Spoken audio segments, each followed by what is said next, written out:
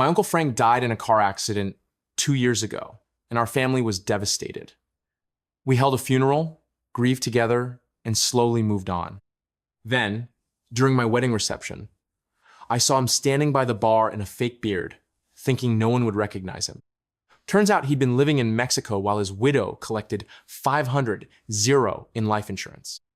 Death is supposed to be final. When someone dies, you grieve, you heal, and you learn to live without them. But what happens when the dead person shows up at your wedding, very much alive and apparently surprised that you can recognize them despite their terrible disguise? My name is Emma Rodriguez, I'm 28, and this is the story of how my uncle's fake death scheme imploded in the most spectacular way possible right in the middle of my wedding reception. Uncle Frank had always been the family's lovable screw-up. He was my dad's younger brother, a charming guy in his early 50s who could sell ice to Eskimos but couldn't seem to hold on to money for more than 5 minutes. Frank had been through 3 divorces, multiple failed business ventures, and more get-rich-quick schemes than anyone could count. Frank's got a good heart, but no common sense when it comes to money. My dad would say whenever Uncle Frank's latest financial disaster became family gossip. Despite his money problems, Frank was genuinely fun to be around. He was the uncle who showed up to family barbecues with magic tricks for the kids, who remembered everyone's birthday, and who could make my grandmother laugh until she cried with his ridiculous stories. Frank had been married to my Aunt Carol for 8 years, which was his longest relationship by far. Carol was a practical woman who worked as a nurse and seemed to provide the stability that Frank needed to function as an adult. "Carol keeps me grounded," Frank would joke. "Without her, I'd probably be living in a van somewhere, trying to make money selling homemade beef jerky."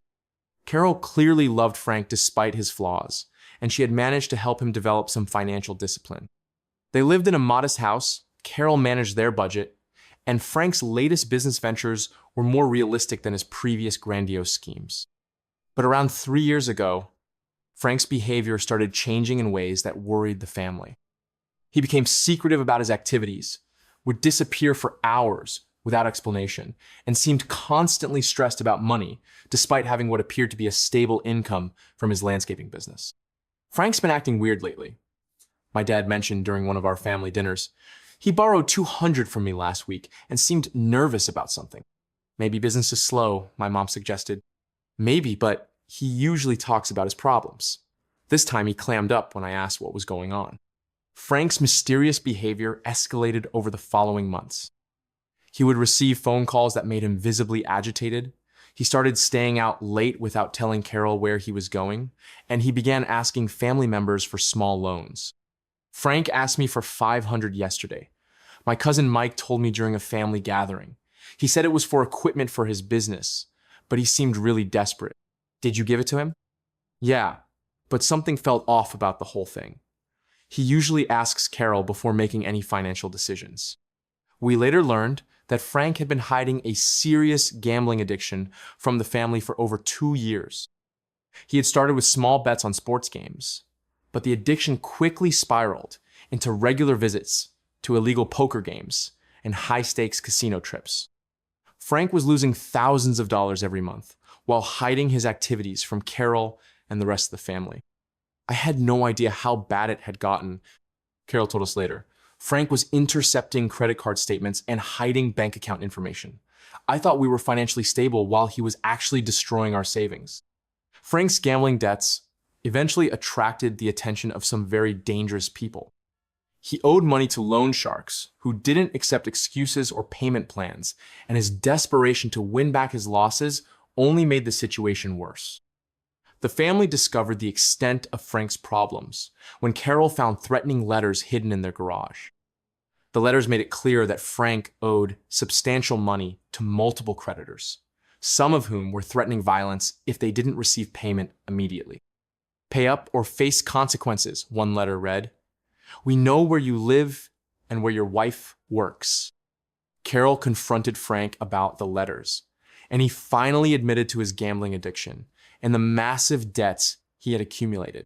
Frank owed over $80 to various people, Carol explained to the family. Some of them were legitimate casinos, but others were loan sharks who were threatening to hurt him if he didn't pay. Frank begged Carol for forgiveness and promised to get help for his addiction, but the damage to their marriage and finances was severe. I wanted to help him, Carol said, but I also had to protect myself. These people were threatening me too. Carol moved out of their house and filed for separation while Frank attempted to deal with his creditors and get treatment for his gambling addiction. But Frank's problems were too extensive to solve through conventional means. The loan sharks weren't interested in payment plans or rehabilitation programs. They wanted their money immediately, and they were willing to use violence to get it. 2 years ago, Frank's situation reached a crisis point when his creditors began making specific threats about what would happen if he didn't pay his debts within the next few weeks. That's when Frank apparently decided that dying was easier than paying what he owed. On a rainy Thursday morning in October 2022, Frank's car was found wrapped around a tree on a remote mountain road outside of Denver. The car had burned extensively, and the body inside was burned beyond recognition. The police investigation concluded that Frank had been driving too fast for the wet conditions, lost control of his car, and died on impact when the vehicle struck the tree. The subsequent fire had destroyed most of the evidence, but dental records confirmed that the body was Frank Rodriguez. Our family was devastated by the news. Despite Frank's problems, he was beloved by everyone who knew him, and his death felt sudden and senseless. "I can't believe he's gone," my dad said during the funeral planning. Frank had his issues, but he was trying to get his life together. The funeral was well attended by family, friends, and many of Frank's former business associates.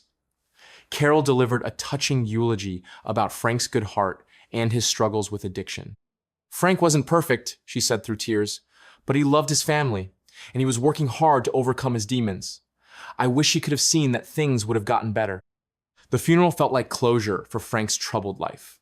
We grieved together as a family, supported Carol through her loss, and slowly began the process of moving forward without Frank. Carol received a $500 life insurance payout from Frank's policy, which helped her pay off their debts and start rebuilding her financial stability. "At least Frank's death meant that his debts died with him," my dad said. "Carol doesn't have to deal with his creditors anymore." The insurance money allowed Carol to buy a small house and begin a new chapter of her life without the stress and uncertainty that had characterized her marriage to Frank. Over the next 2 years, our family gradually adjusted to Frank's absence. We would share stories about him during holidays, remember his sense of humor during difficult times, and feel grateful for the memories we had of him despite his flaws. Carol began dating again about a year after Frank's death, which the family supported as a healthy sign that she was moving forward with her life. Frank would want Carol to be happy, my grandmother said when some family members questioned whether it was too soon for Carol to start a new relationship.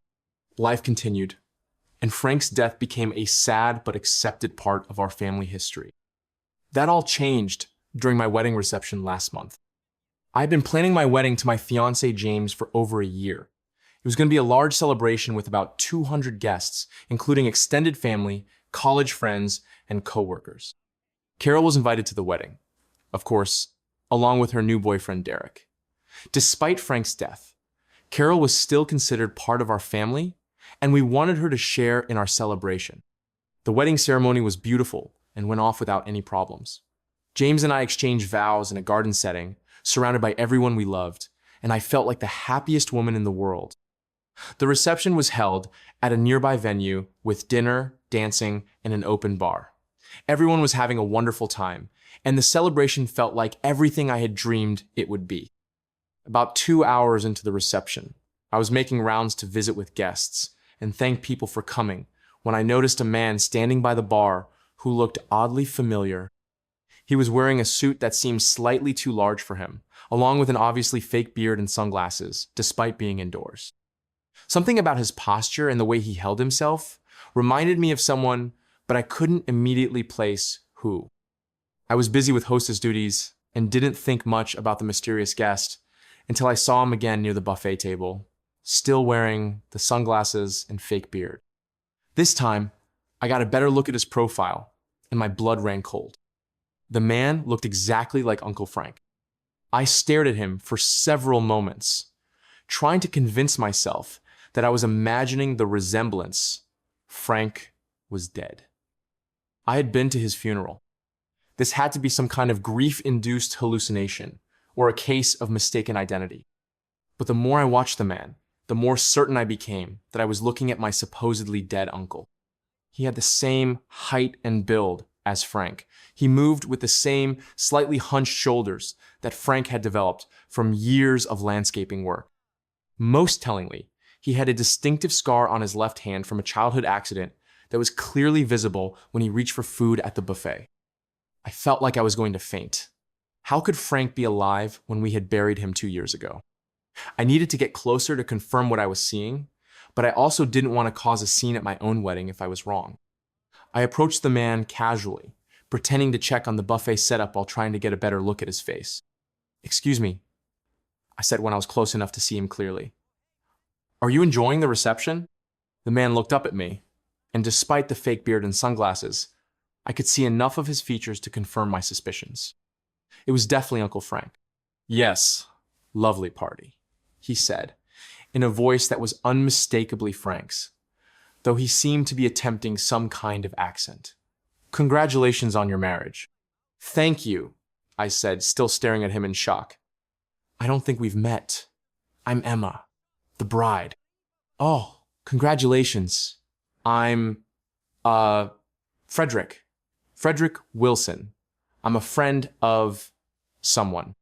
Frank was clearly panicking and had apparently not prepared a cover story for why he was at my wedding. "Frederick, you look very familiar," I said, deciding to test whether he would admit his identity. "Have we met before?" "No, I don't think so. I have one of those faces." "You look exactly like my Uncle Frank, but he died 2 years ago." Frank went pale underneath his fake beard. "Sorry for your loss. I get that a lot. Common face." I realized that Frank was going to continue denying his identity no matter what I said, and I needed to figure out how to handle this situation without ruining my wedding reception. "Frederick, would you mind if I introduced you to some family members? They might enjoy meeting you since you remind us so much of our late relative. Actually, I should probably get going. Early day tomorrow." Frank was clearly looking for an escape route, but I wasn't going to let him disappear without getting some answers. "Just one quick introduction," I insisted, taking his arm and guiding him toward where my parents were sitting. "Mom, Dad," I said when we reached their table, "I'd like you to meet Frederick Wilson. He's a friend of someone." My parents looked up at Frank, and I watched their faces go through the same progression of confusion, recognition, and shock that I had experienced. "Frank?" my dad said quietly. "I'm sorry, you must have me confused with someone else," Frank replied, still attempting to maintain his disguise. "Frank, what the hell are you doing here?" my mother asked, her voice rising slightly. "You're supposed to be dead." At this point, other family members nearby began to notice the commotion and gathered around to see what was happening. "Oh my God," said my cousin Sarah. "Is that Uncle Frank?" "Frank's dead," my Aunt Lisa said. "We went to his funeral." "Then who is this guy who looks exactly like Frank?" asked my cousin Mike. Frank realized that his cover was blown and that he wasn't going to be able to maintain his false identity with an entire family staring at him. "Okay, fine," he said, removing the fake beard and sunglasses. "It's me." The family erupted in a mixture of shock, anger, and confusion. "Frank, what the fuck is going on?" my dad demanded. "We buried you 2 years ago." "How are you alive?" my mother asked. "Where have you been?" added my grandmother. "Why did you fake your own death?" My cousin Mike wanted to know. Frank looked around at the circle of angry family members and realized he was going to have to explain himself. "I can explain everything," he said, "but maybe we should go somewhere more private." "No," I said firmly. "This is my wedding, and you just destroyed it by rising from the dead. You're going to explain right here, right now, why my family has been grieving for you for 2 years while you've apparently been alive and well somewhere else." Frank took a deep breath and began his explanation. "I didn't die in a car accident," he admitted. "I staged the whole thing to escape my gambling debts." "You faked your own death?" my dad asked incredulously. "I owed money to some very dangerous people who were threatening to kill me and hurt Carol. I didn't see any other way out." "So whose body did we bury?" my mother demanded. "It was a homeless man who had died of natural causes. I switched the bodies and planted my identification on him before setting the car on fire." The family stared at Frank in horror as the implications of what he was saying sank in. You desecrated someone's corpse to fake your own death? My grandmother asked. I was desperate. These people were going to kill me. Where have you been for the past 2 years? My dad wanted to know. Living in Mexico. I've been working construction and staying under the radar. And Carol? My mother asked. She's been grieving for you while collecting your life insurance money. Frank looked uncomfortable. Carol doesn't know I'm alive. You let your wife think you were dead for 2 years? I asked. I couldn't contact her without putting her in danger. And besides, the insurance money meant she could pay off my debts and start fresh. Frank, Carol is here at this wedding, my dad said, with her new boyfriend. Frank's face went white. Carol is here? Tonight? She's dancing with Derek right now, I said. Should I call her over so you can explain to her why she's been living as a widow while you've been alive in Mexico? Frank looked panicked. No, please. I don't want to hurt her more than I already have. You don't want to hurt her more? My mother asked angrily. Frank, you let her think she was a widow. You let her bury someone else thinking it was you. You let her grieve and move on with her life while you were living it up in Mexico. I wasn't living it up. I've been working construction jobs and living in a tiny apartment. Why did you come to Emma's wedding? My dad demanded. Why risk exposing yourself? Frank looked embarrassed. I missed the family. I've been following everyone on social media, and when I saw Emma was getting married, I wanted to see her happy day. So you thought you'd crash my wedding in a fake beard? I asked incredulously. I didn't think anyone would recognize me with a disguise. Frank, you're wearing the same cologne you've worn for 20 years, and you have a distinctive scar on your hand. Of course we recognized you. The conversation was interrupted when Carol appeared at our table, having noticed the crowd gathered around someone. What's going on over here? She asked. Emma, is everything okay? Carol looked at Frank and her face went through the same progression of confusion and recognition that everyone else had experienced. Frank? She whispered. Hi, Carol, Frank said quietly. Carol stared at him for a long moment, then slapped him across the face so hard that the sound echoed across the reception venue. You son of a bitch, she said. You're supposed to be dead. Carol, I can explain. Explain what?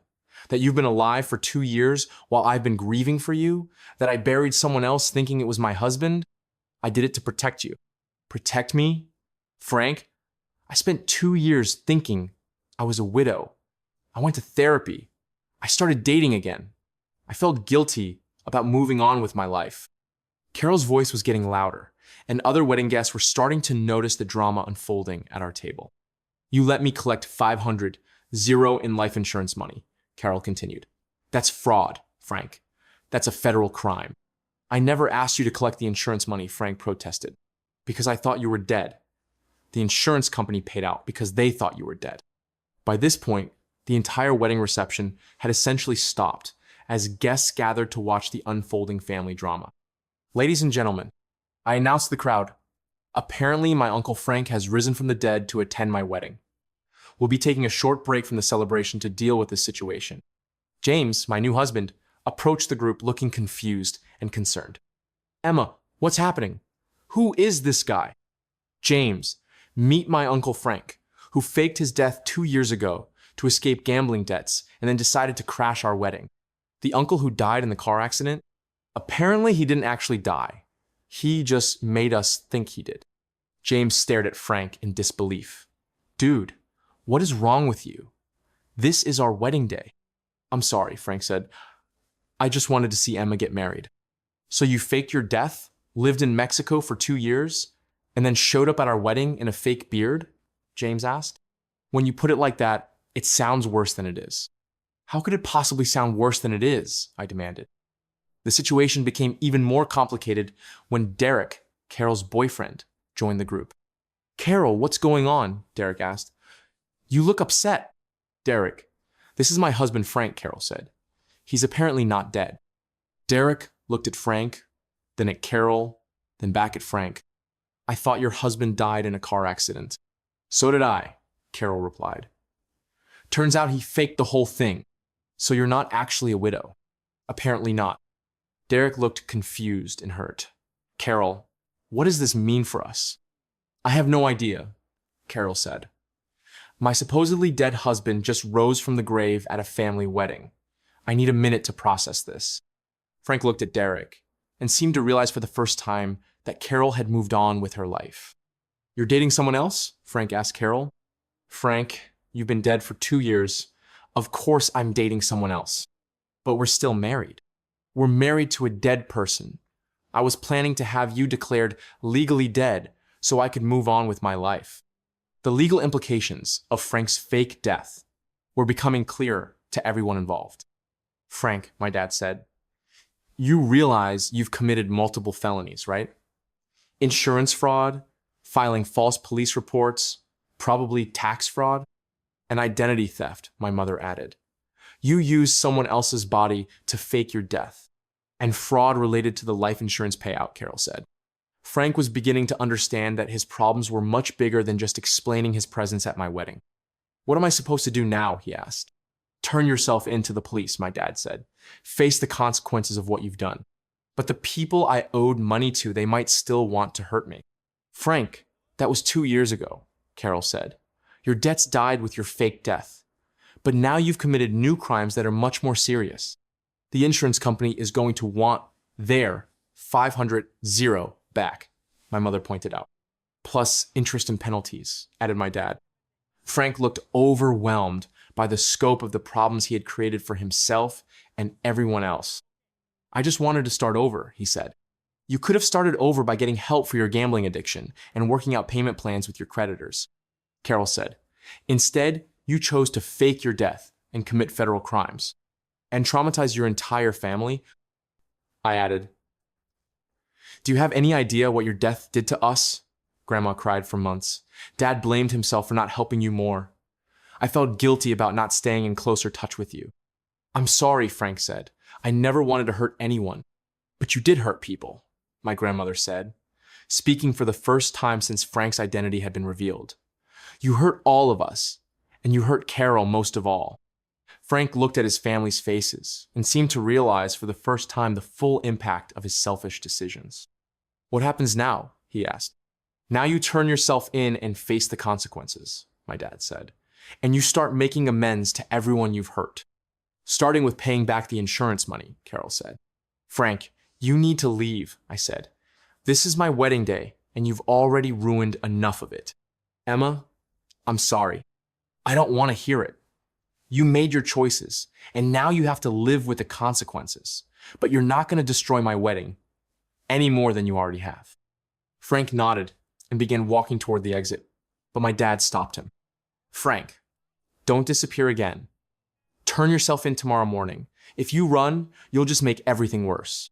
"I won't run," Frank promised. "Good, because if you do, I'll call the FBI myself." Frank left the reception, and our family was left to deal with the aftermath of his dramatic resurrection. "Well," James said to me, "that's definitely the most interesting wedding reception I've ever attended." "I'm so sorry," I said to our guests. "I had no idea my dead uncle was going to crash our wedding."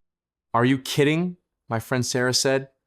"This is going to be the best wedding story anyone has ever heard." The reception eventually resumed, but the mood was different. Everyone was talking about Frank's return from the dead, and our celebration felt more like a wake for the uncle we thought we knew.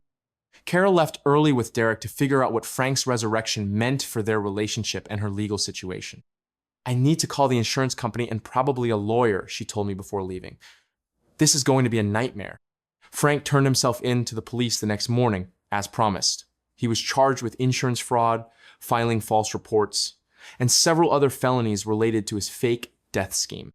Frank pled guilty to the charges and was sentenced to 3 years in prison. He was also ordered to pay full restitution to the insurance company, plus penalties and interest. Carol had to return the 500 life insurance payout, which meant losing her house and going into debt. "Frank's fake death destroyed my financial stability twice," she told the family. "First, when he was alive and gambling away our savings, and now when I have to pay back money I thought was legitimately mine." Carol and Derek broke up because the legal complications made their relationship too complicated to continue. Carol filed for divorce from Frank while he was in prison, citing abandonment and fraud as grounds for ending their marriage. As for me, My wedding became legendary in our social circle as the ceremony where the bride's dead uncle rose from the grave during the reception. James and I eventually found the humor in the situation, but it took time to process the shock and betrayal of discovering that Frank's death had been a lie. The experience taught our family valuable lessons about the long-term consequences of dishonest choices and the importance of facing problems instead of running from them. Frank thought he could solve his problems by disappearing, my dad reflected. Instead, he created much bigger problems for himself and everyone who loved him. Frank was released from prison last month after serving 2 years of his sentence. He's now living in a halfway house and working as a dishwasher while trying to rebuild his life. He's prohibited from contacting Carol or any family members as part of his parole conditions, which is probably for the best.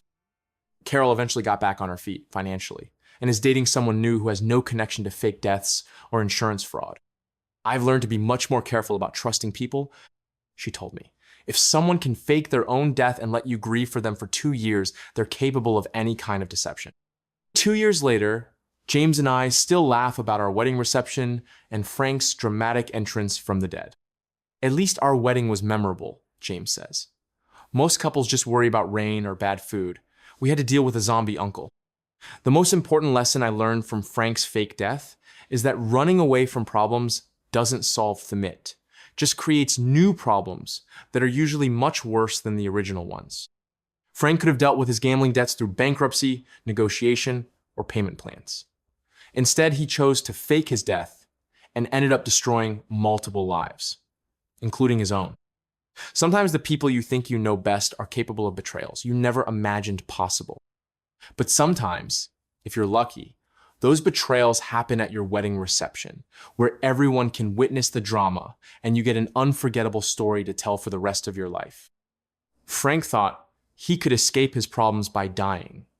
Instead, he discovered that some problems follow you beyond the grave, especially when you're not actually dead.